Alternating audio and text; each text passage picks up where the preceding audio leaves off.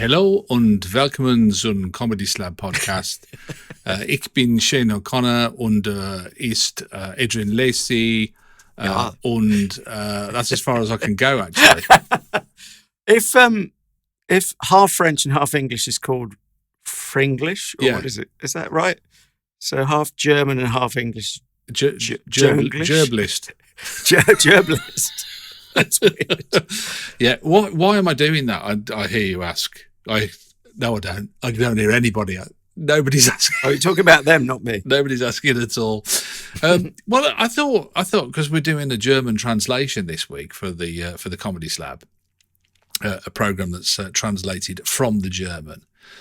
But more of that in a moment. Let me tell you in English what the Comedy Slab is all about. This podcast, if you've never heard it before, I'm Shane O'Connor, as you probably gathered. He's Adrian Lacey. Each week we alternately choose a comedy program to watch or listen to. And then we have a chat about it. And this is the having a chat about it bit. We're going to play you a couple of clips between now and the end of the podcast. And just for a bit of fun, we'll also give it a bit of markage as well. We'll give it a mark 5 each out of, a mark out of 5 each. What? That wasn't even English. And now you're not speaking German. So goodness knows what language. Maybe I should go back to German. Yeah, I could understand you in German. A fünf each. English.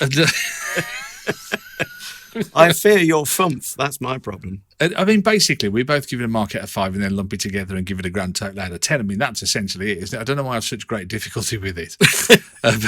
And it's only show 167. So you've had a 167, I know. Few goes in it. Crazy.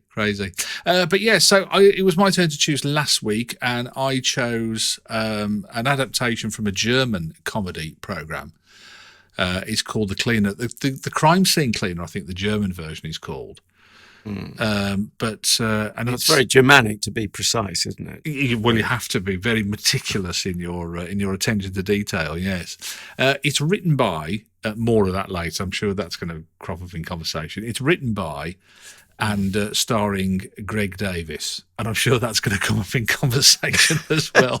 because as a fan, was it just 2 episodes ago that you were saying how much you weren't a fan of Greg Davis? Well, I'm glad you didn't say I hate him, because I don't. No, I've never met the dude, and I don't feel strongly against him. But unfortunately, neither do I feel strongly for him, as he presents himself to the world. As a viewer, I just, I don't know, maybe he errs on the side of too much despair for me. I know there's a lot of, despair is a big component in comedy. It took me years to work that one out. And a lot of its purpose, I think, if you think it has a purpose, and I do, is to try and counter the despair we might feel. It's to have a laugh in the face of adversity. But there's something in his face that just makes me despair all the more. Well, as my mum always used to say, God rest her soul, very often about ladies, she'd say, well, she's a nice girl, she can't help the way she looks. And I think there's got to be an element of that there. But I mean, we'll come back to that in a second. Before we do anything else, should we have a bit of comedy news? Because that will lead us nicely to our comedy news, won't it? Well, we've been scouring, haven't we? I mean, we bring the stories that matter to people, the things that really bother people, that getting under the skin of the comedic DNA of this country. I like the fact. Sorry to cut in, but in the episode that we're slabbing The Cleaner, you say we've been scouring. Oh, good, yeah. Very good. Yeah, I like that. Subconscious. Yeah. I did it on purpose. Obviously.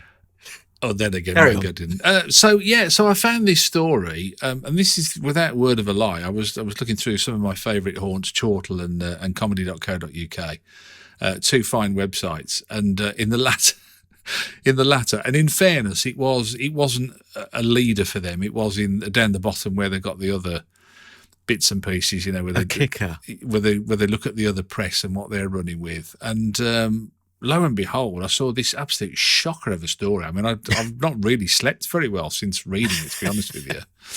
And that was 3 weeks ago. But Dawn French has had a new haircut. I mean, who knew? Oh dear. What did you make of it? Are you over it yet? I mean, I think you're underselling the story, because shock horror, she stopped dyeing her hair, which is the bigger story. Is it? I mean, the haircut is one thing, trimming your follicles, or well, it's not the follicles, is it? The actual hairs coming out of them is one thing. We speak as brethren who, shall we say, long since have stopped worrying about having to worry our hairdressers because we don't have any. We paid them off long since. I bought a Weil clipper. It's called a beard trimmer, but since that's virtually the only hair I've got now, apart from the stuff coming out my ears, which is a bit perverse. It's an age thing. But in one purchase of the Weil trimmer, and then to use it, it had paid it for itself. Yeah. Going to the hairdressers wasn't so much. Well, hairdressers is a grand term anyway. Going to the barbers was not so much a necessity as a sort of marshalling of resources in the end. So, I went down the Weil beard trimmer route. But I do appreciate, to be moderately serious, it's a woman's hair is a much bigger deal than a man's hair. We still live in a society where that, I think, is true. And for a woman, a high-profile woman, to go grey, it shouldn't be, but it is a bit of a brave act. So do you think I'm so? with her on that. I think, and hats off to her. It didn't, do you know, and the other thing is I looked at a photo of her before, with she had a kind of brown bob thing and the fringe and all that sort of stuff. And I can honestly say, in all the times I've seen her in stuff and, seen her I haven't seen it live, but I've seen the stand-up that she did.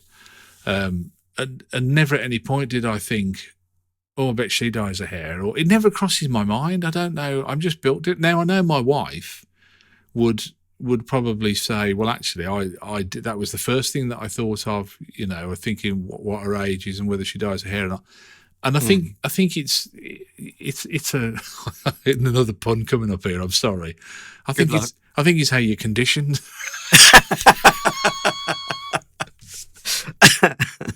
I'll crack open the champers. I don't mean shampoo. For that one.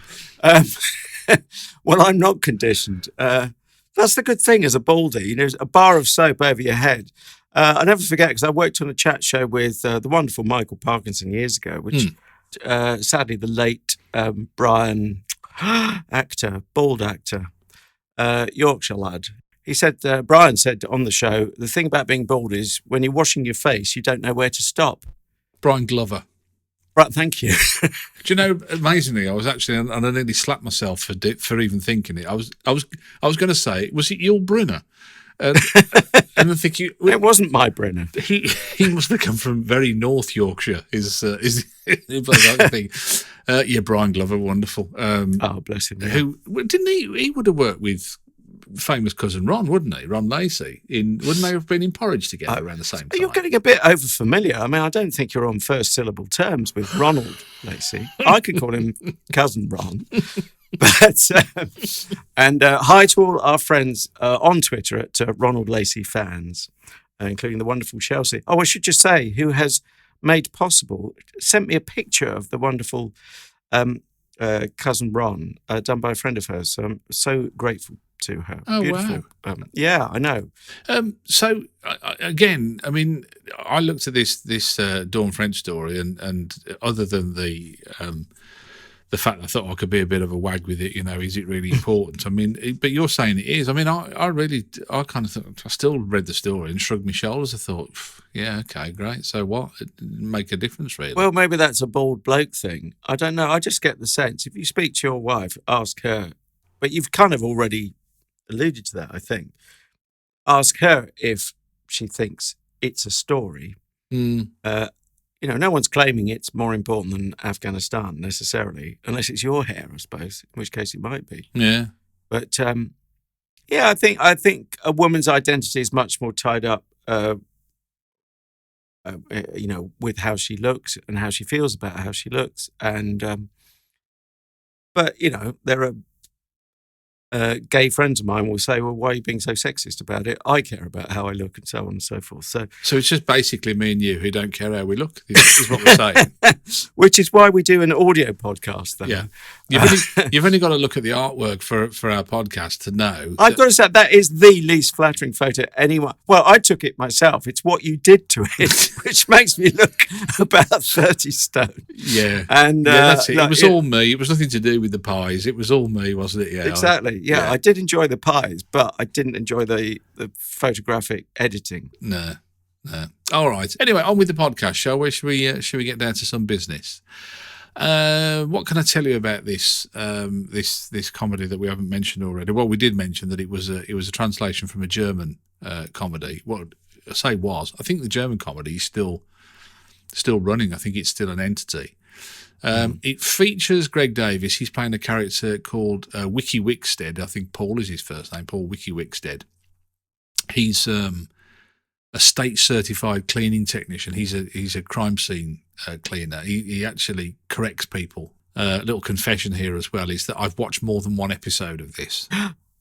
You don't need to feel bad about that. I feel bad that I didn't, because I should have given it another try. But we should just say, well, each episode is self-contained, isn't it? A classic sitcom, or as we may touch on, Smilecom style.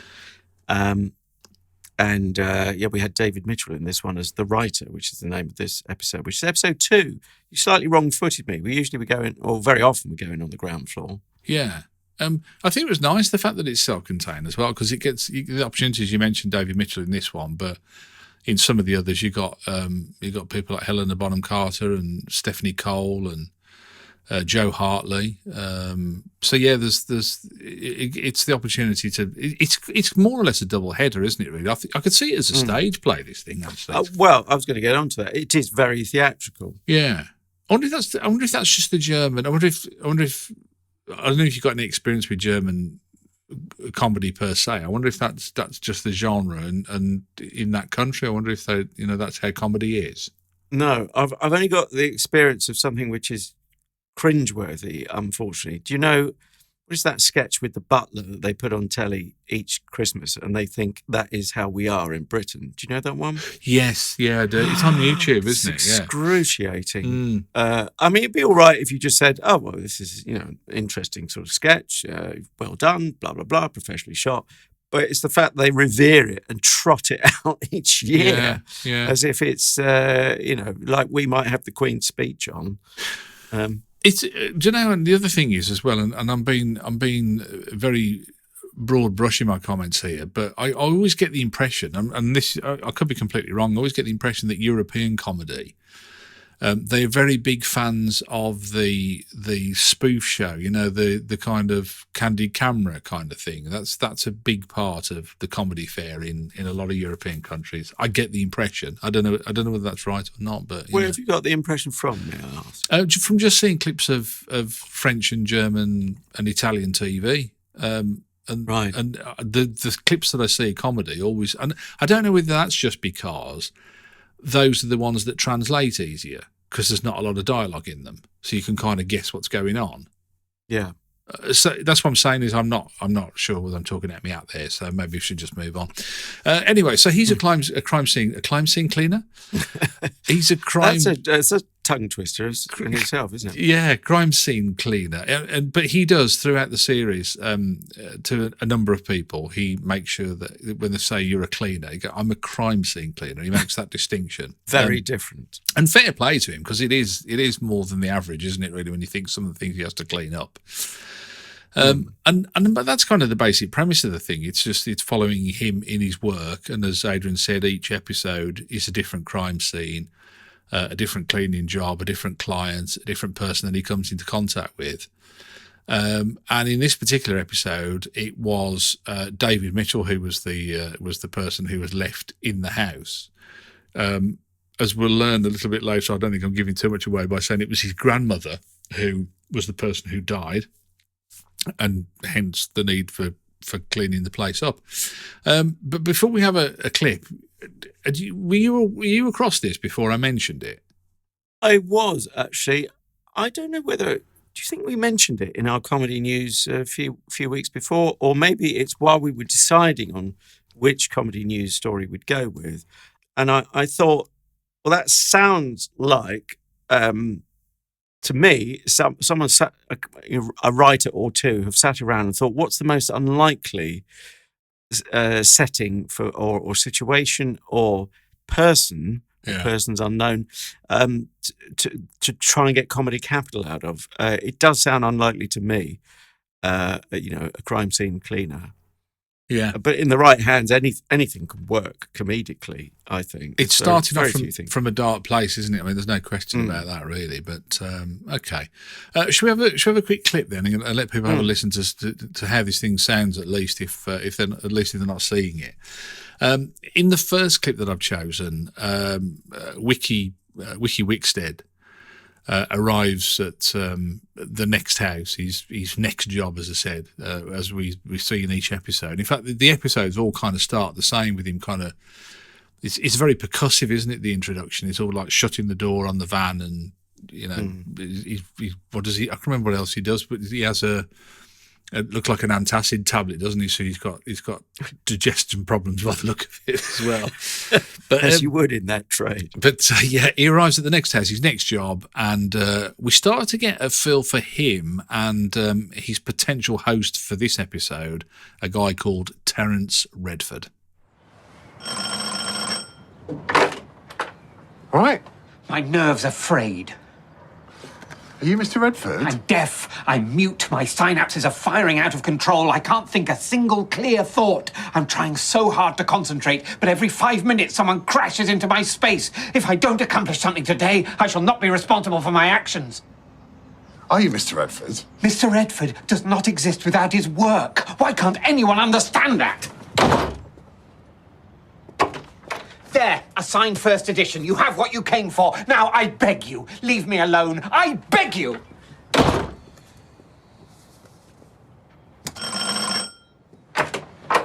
Spelling mistake on this. What? Impossible. You lie. Yeah. I just wanted you to keep the door open. You are a... Has someone died here? Yes. Then you're going to want to invite me in. Ah, so you are the cleaner. No. I am the crime scene cleaner. Big difference. Huge. My work starts where others pass in horror. A tired cliche that I'm sure you've used 1,000 times. I hate your beard. What? Yeah, that's not a tired cliche, is it? Now, would you like to invite me in? Now is not a good time. You'll be wanting a headline. Yes. I think we've Why the laughter? We've got a long. Said it yet. We've got a long 40 minutes ahead of us, haven't we? I can feel. Don't worry, it'll seem longer. It's gone very icy in here. Well, let's pick up on the time theme. How about I wish the cleaner had been over in a flash. Oh, good. Oh. Flash, yeah, I like that. Yeah. Oh dear. Oh dear. Cleaner doesn't quite clean up for me. Right. You can see where it's going, and there's probably not much point in doing loads and loads of cleaner cliches. But don't regret watching it. I didn't feel it was an entire waste of time, but I do have some questions arising.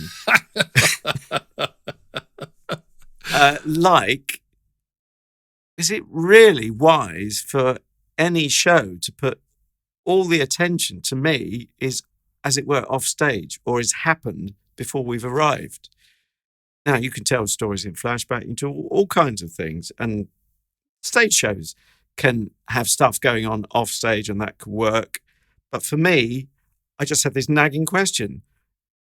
He's a crime scene cleaner, as he's made clear.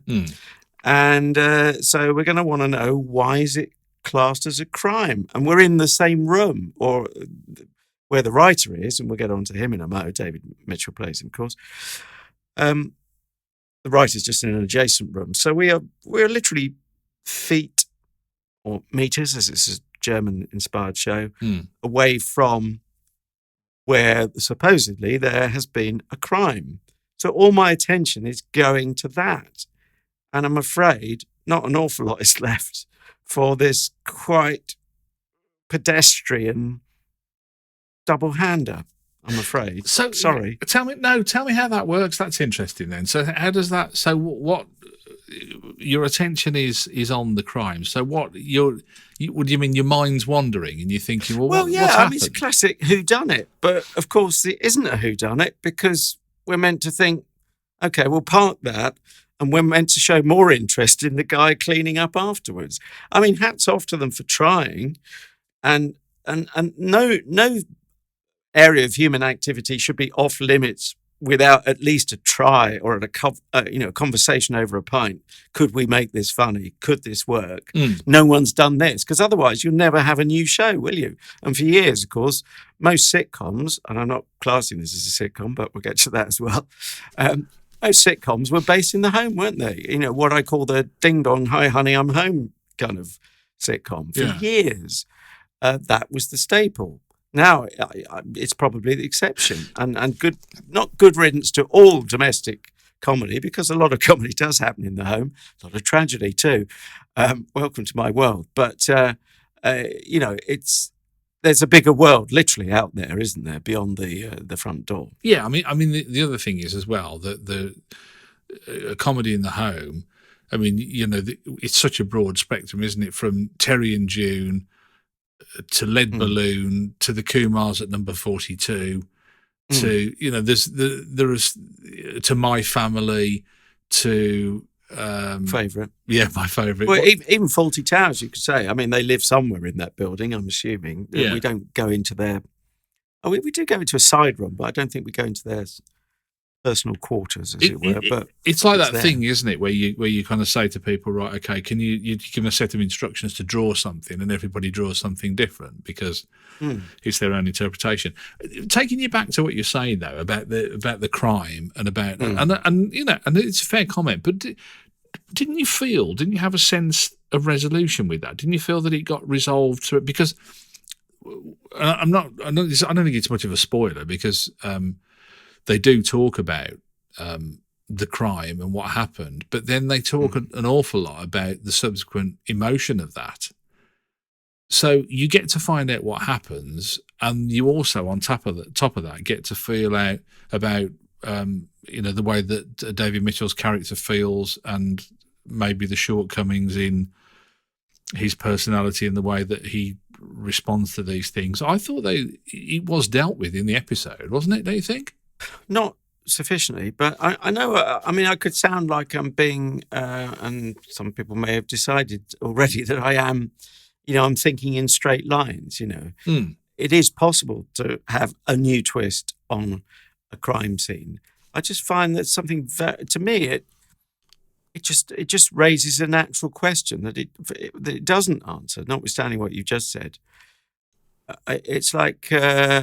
I hate that image, the elephant in the room, and I'm not calling David Mitchell, his fictional writer Terence's grandmother, an elephant, but it is like, right, okay, so we can talk about everything around it, but we can't really, it never gets solved because a cleaner clearly is not there to solve a crime.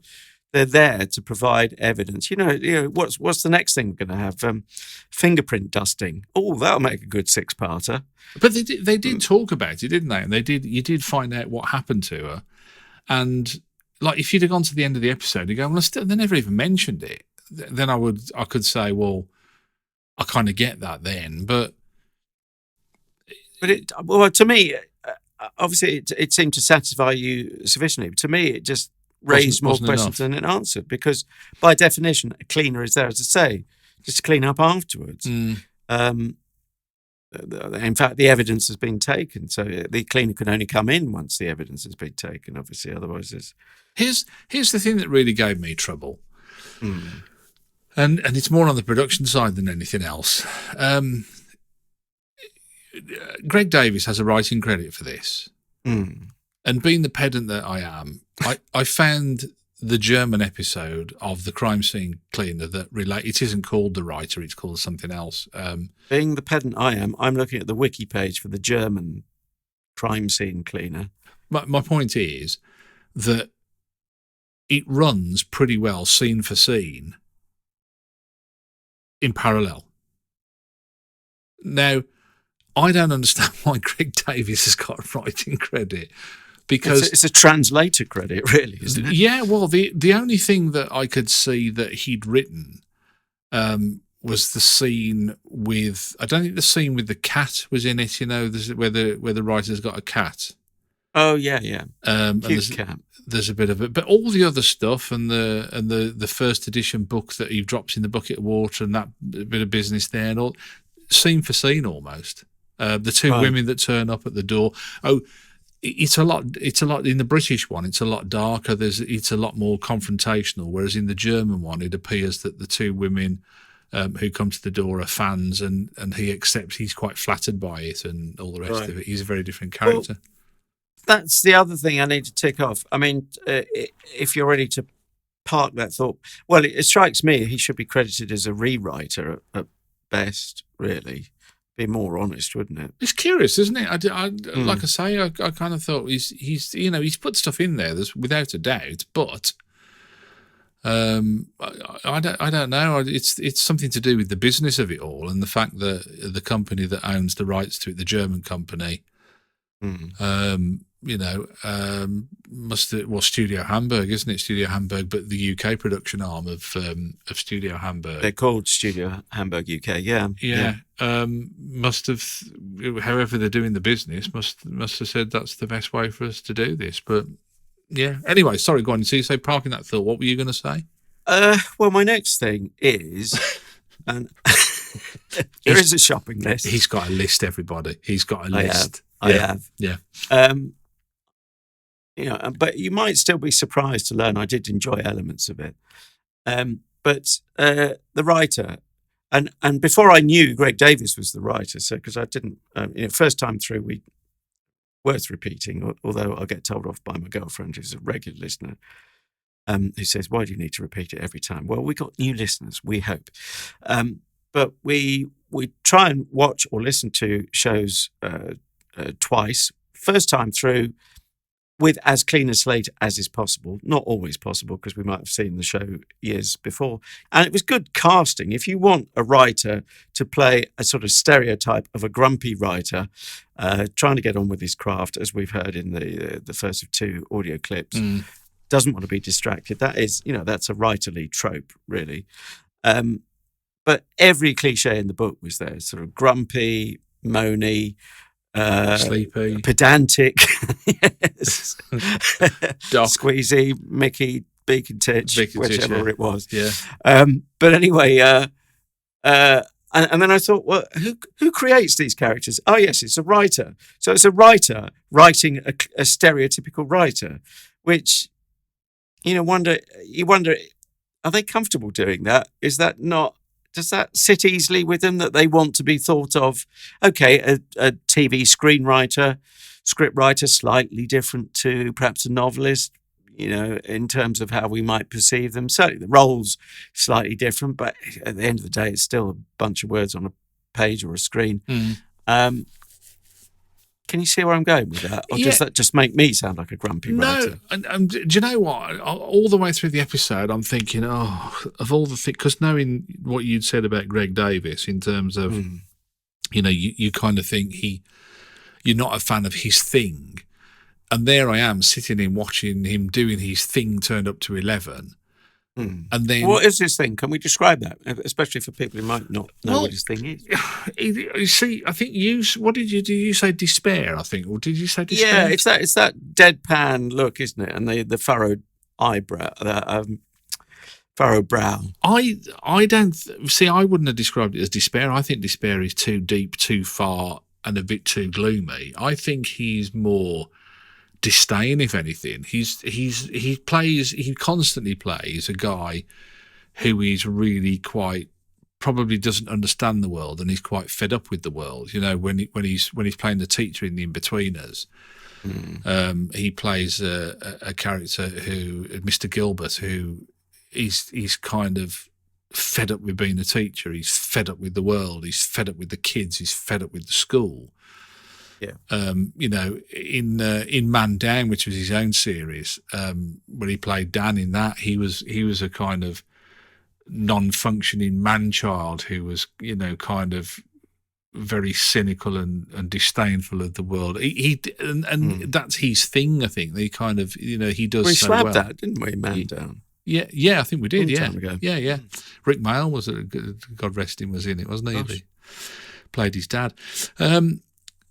But so I'm sitting there thinking, I've chosen this, and then what do we get as the second hand in the two-hander? But David Mitchell doing his David Mitchell shtick. Yeah. Which is why I say, I mean, he does it well, but it's a bit like hiring someone to do the obvious, isn't it? Yes. And, And classic typecasting. And I do think I can understand why that would feel a bit too much, because at times I felt that as well. It felt a little bit. And it's really curious because, as I say, in the German version, the writer is a much more amiable character. It's almost as if Greg Davies had written this with David Mitchell in mind.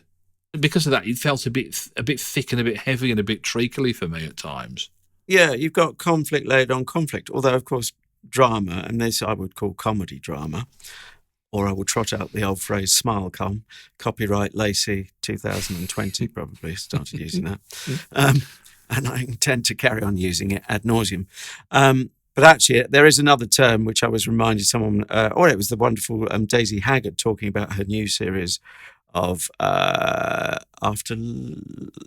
Back to Life, isn't it? When she's come out of prison. Yes, yeah. The second series follow-up. Just got a second Forgot the series, yeah. number. Well, just screened the second series.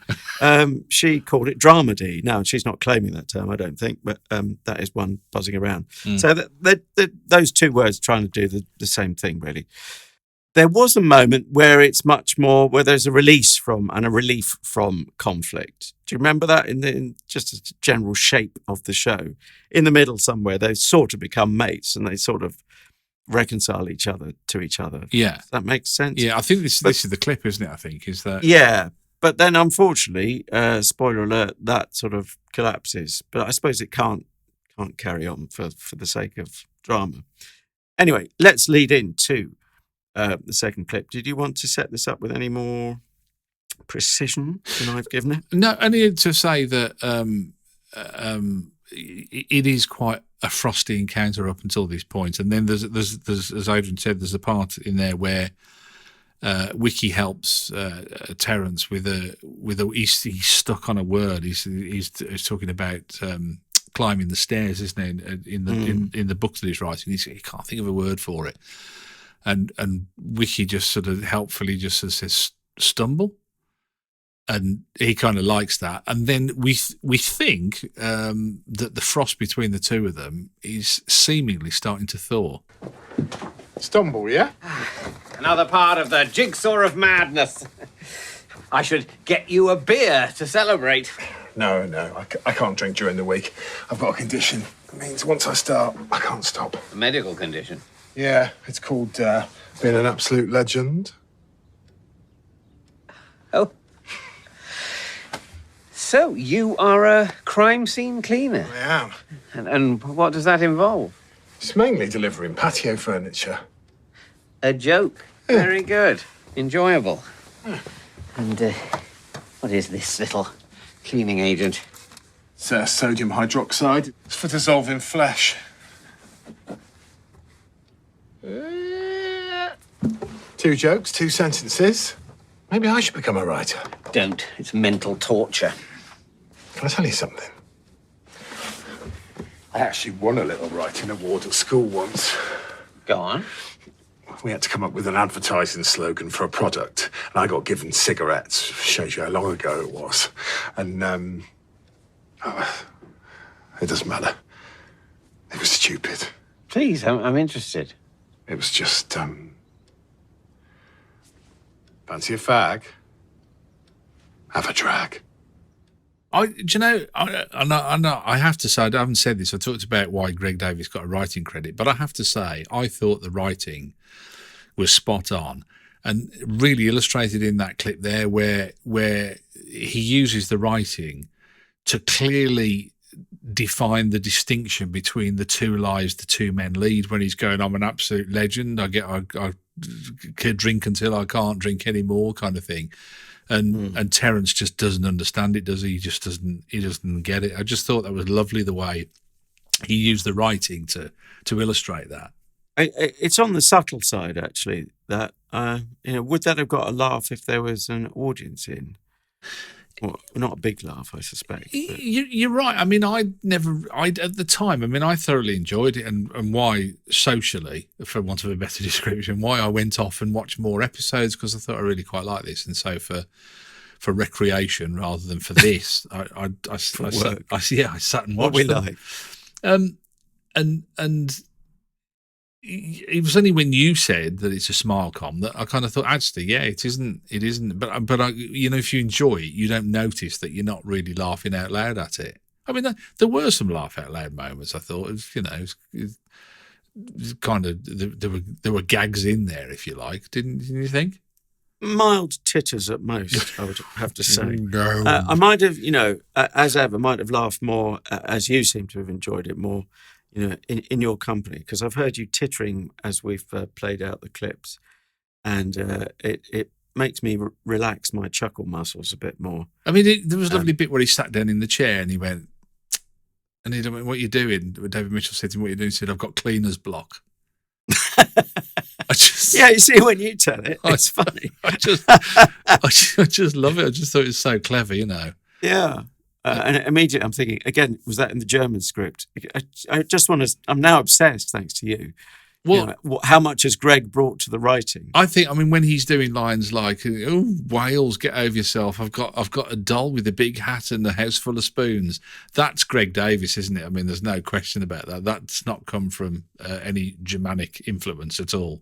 Yeah, it wrong foots you, certainly. And it just seems to be a shaft of light in an otherwise quite gloomy setup.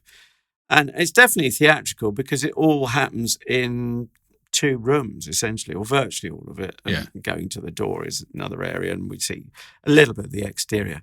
And I've got this funny judgmental thing. Did you not think his house was a bit modest for a supposedly very successful writer, if that's what he was, as opposed to deluded? Yeah, I don't know. I mean, no, because of the way he was dressed. I mean, I'd have to. I'm assuming from memory. My memory says that he was like, cardiganed up and that sort of thing anyway. And so it kind of that fit in with the house. Really, you're right though. It would have made still could make wonderful set of plays. I didn't say wonderful. No. Don't misquote me. No, maybe it not. would make a set of plays. Whether they'd be wonderful, I might be nodding off after 2 or 3. But did you not like there was an interaction between the two of them where Greg Davies said to David Mitchell that he knew more words, there were words that he knew that David Mitchell's character didn't know, and he said Crackle Tranton, for example, and then his phone rings and he went, yeah, I know I'm here now. Oh, he's a Crackle Tranton. I just thought that, nicely set up, knocked out the park. Yes. I just thought it was, I don't know. Yeah, although taking the credibility test or running this through our credibility machine, did we not think it's somewhat unlikely that a supposedly successful author would not think of the word stumble and would be so grateful for someone else coming up with it? Come on, please. Yeah. This is stretching credulity until it's credulity. Although it is that thing, isn't it, where, it's there in front of you all the while, and it is the most simple thing that you very often can't see when you're trying to. Yeah, you're making apologies now. When you're trying to solve a thing. I don't know. I didn't. Like it. For me, it didn't. I didn't get the sense of any plot holes or anything like that, or I didn't get that sense of detachment from the words that they were saying didn't fit the people that they were. But I'd probably agree with you on that. It fitted, but does it really qualify as even a comedy? It was just sort of you could call it a dry comedy, but unfortunately for me, the emphasis was on the dry rather than the comedy, or a black comedy or a bleak comedy, and it was a bit going nowhere really. It's just a feeling of dissatisfaction at the end of it, that we hadn't really been on an interesting enough journey. We hadn't quite got the resolution, didn't quite have any tension. That bit in the middle when they're mates, well, that was nice relief, but then that collapsed. So why did it collapse? If they can be friends for a bit, couldn't they be friends for a bit longer? You know, it just all a bit dour and like the surroundings, really. You know, it was. I mean, given the subject matter, it was never going to be a musical, was it? So, well, you say that. It's a challenge to someone out there, isn't it? You know, if you can have Jerry Springer the musical, most things are possible. That's the next thing, isn't it? It's nice to see the people that were involved in it have got, you know, good pedigree, good comedy pedigree. I'm thinking of people like Tom Marshall, the director, had been involved. I think he was the director of Chewing Gum, you know, Michaela Cole. And which I did enjoy. Yeah, and The Young Offenders. Yeah. I think, did you like The Young Offenders? I can't remember the Irish thing with the two young lads. Oh, with Reuben. Reuben. I'll remember that gag at least. I don't think I enjoyed it as much as you, shock horror. No. But I did enjoy elements of it. And you know, it took us out of the obvious, because it took us to Ireland, which is exotic from where I'm sitting. Anywhere's exotic from where you're sitting. That's true, actually. And anywhere but Kent, ABK. Yeah. Sam Ward, the producer, was also the producer on Mandy, and down the line, I think the first radio series. So, you know, there were people involved in it that definitely had got their comedy chops. The one thing I didn't realise about Greg Davis was he actually was a teacher. He taught. I think I knew that much. Did you? He was about 13 years. He was a teacher. He taught drama and English, which is actually what he does in Man Down, isn't it? He's a drama teacher in Man Down. Right. Yeah. Well, you could certainly see the read across, can't you? You know, if he'd been a maths teacher, it might be using a different part of the brain as a performer. Yeah. So yeah. But maybe that's where the despair comes from and the furrowed brow. I do think it's one of those things. If you like his shtick, you'll like it. I think if you're a Greg Davis fan, I think you'll be happy, won't you? I think so. Yeah. Which is why I wasn't. Yeah. All right. That being said, it is the time that we can put off no more. It is time to put some numbers on what we've been talking about. We each give it a mark out of 5. Yours is score. I'm torn between 2.5 and 3. I'm going to err on the side of generosity. One should try to in life, because I've been a moody old so-and-so, just like the two characters, actually. So yes, let's go for 3 out of 5. You know, as you were saying, if you like Greg Davis, you like this. I'm not a great fan, so it wasn't a natural fit for me. I could have done with more laughs, really, and slightly less despair, and a bit more resolution as to what's really gone on with the crime. But I know that's missing the entire point. Would it be cheating if I said, if I'd have just seen this episode, I'd have probably given it 3.5, but having seen the others, I'd confidently give it a 4. Is that cheating? It's a sort of cheat, but it's a cheat we're going to allow. Okay. Now you've pulled back the curtain and let us into you've showed your working. So I think on those grounds, because you've confessed, I'll let you off a detention. Do you want a bit of homework for next week? Oh yeah, sorry. The Cleaner, 7 out of 10, and as we mentioned, the Studio Hamburg UK production for the BBC. Yes, please, homework. What you got for me? Didn't quite clean up with 7 out of 10, but didn't do so badly. No. I think we've mentioned in the last few weeks, I have a recollection of saying, we've never put Nighty Night on the Slab, the Julia Davis wonderful vehicle. And it is time to drive the vehicle onto the ramp and to mix comedy slab metaphors, to get it up on the ramp, look underneath, look at its parts. I think I should probably stop now with that metaphor. But it might need a new exhaust. I'm exhausted with that image. But if you don't know Julia Davis's work, well, there is a baptism of fire for you too. Well, do you know, there's an interesting thing. I don't want to give too much away, but it's been a long time since I've been down the nighty-night route. A long time. Are we talking Winsett nighty nights? No, that's up the nighty-night route. That's something, Oh, stop right now. something completely different, I'm afraid. So that's it from us. I hope you've enjoyed, and we will see you next time around. From me, Shane O'Connor, mein Narcissa ist aus Wackenliga Vanillasov, which roughly translated means my daffodil is made of wobbly custard. My thoughts precisely.